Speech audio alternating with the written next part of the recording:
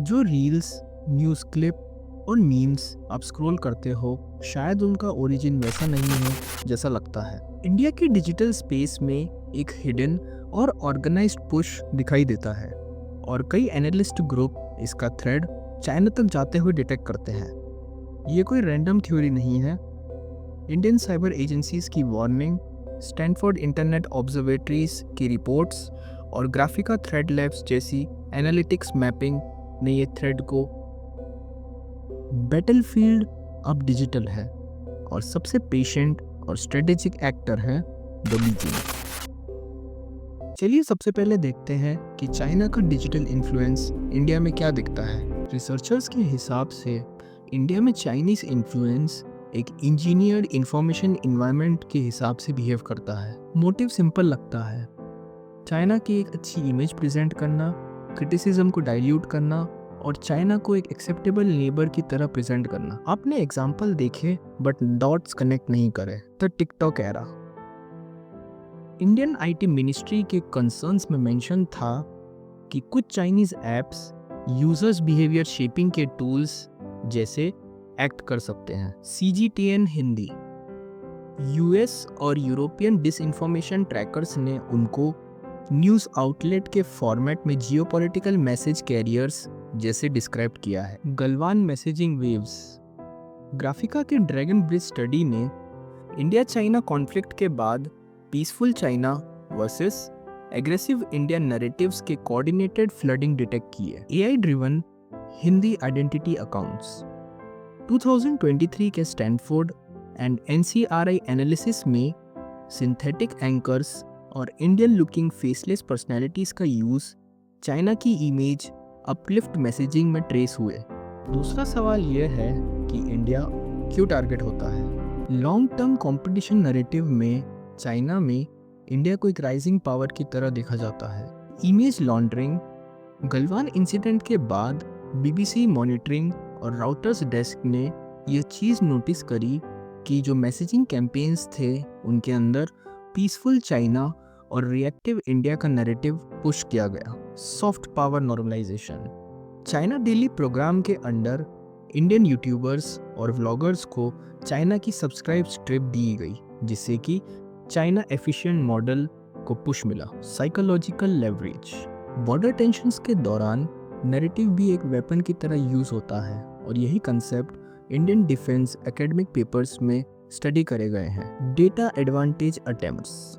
Routers और WSJ reporting में Chinese firms और इंडियन डेटा के बीच में टेंशन दिखता है। अब तीसरा सवाल आता है कि यह सब चीज ऑपरेट कौन करता है।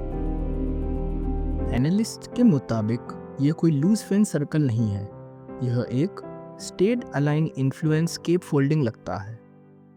Chinese propaganda department. US China economic commission के रिपोर्ट में डायस्पोरा इन्फ्लुएंस स्ट्रेटजीज डॉक्यूमेंटेड है। State media layers. CGTN Hindi और Chinese media groups. Stanford analysis कहता है this behaves more as influence relay then independent news. Tech players जैसे कि ByteDance, Tencent, हुआई।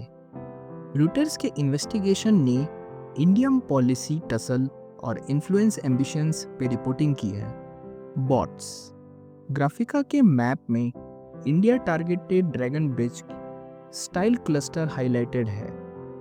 जब geopolitics narrative से लड़ते हैं तो कंटेंट एक वेपन बन जाता है। अब अगला सवाल यह आता है कि किन को टारगेट किया जाता है। इसका तो बहुत सिंपल सा आंसर है, जहाँ पर अटेंशन है वहीं पर बैटलफील्ड है। चाइना हर कोई को टारगेट करता है, जैसे कि Indian youth, Hindi belt speaking audience, meme ecosystem और जो सबसे इम्पॉर्टेंट है जो चाइना बॉर्डर स्टेट्स है वहाँ के लोगों को भी इन्फ्लुएंस करता है। इसका एग्जाम्पल भी बहुत स्ट्रेट फॉरवर्ड है। इन 2020 जब लद्दाख में क्राइसिस हुआ था, उस टाइम इंडियन एजेंसीज ने ये चीज़ नोटिस करी थी कि India China friendship chain messages की वॉल्यूम और शेयर एकदम से स्काई रॉकेट हो गए थे। अब अगला सवाल यह आता है कि ऑपरेशन मैकेनिज्म क्या देखते हैं।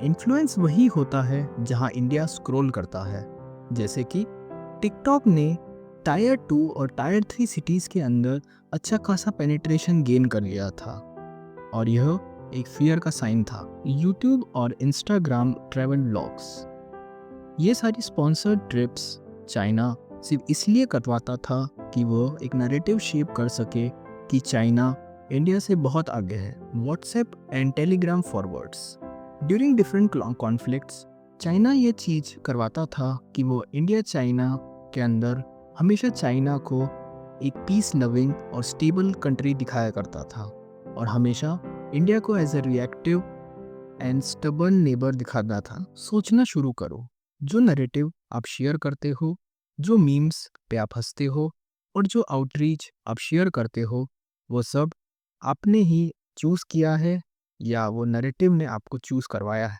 या किसी और ने पहले ही डिसाइड कर लिया हो कि आप क्या सोचोगे। यह एक डिजिटल बैटलफील्ड है और यहाँ पर सबसे वीक सोल्जर वही है जो यह सोचता है कि वो बैटलफील्ड से दूर है।